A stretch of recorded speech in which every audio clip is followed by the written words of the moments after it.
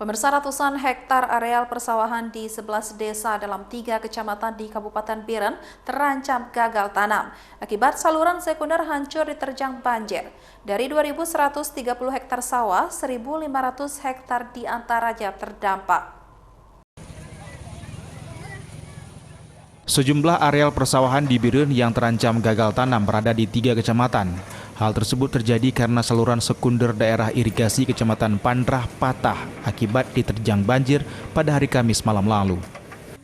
Luas areal persawahan yang dialiri irigasi dari irigasi Pandrah seluas 2.130 hektar untuk Kecamatan Jenip dan Kecamatan Pandrah. Sedangkan luas sawah yang terkena dampak akibat patahnya saluran sekunder seluas 1.500 hektar areal persawahan di Jenip dan Pandrah. Irigasi Pandrah salurannya mengakibatkan 11 desa yang ada di Kecamatan Pandrah dan Kecamatan Jenip terganggu dalam bersawah ataupun terganggu dalam hal-hal pertanian.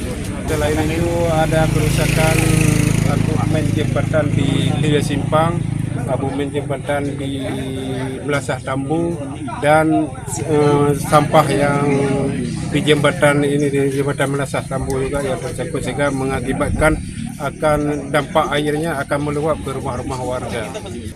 Terjangan arus banjir yang mengakibatkan rusaknya saluran sekunder daerah irigasi juga membuat badan jalan amblas ke saluran irigasi. Untuk melancarkan kembali suplai air irigasi ke sawah, warga berharap pemerintah Kabupaten Biren segera melakukan perbaikan agar petani dapat menanam pada musim tanam 2024 ini.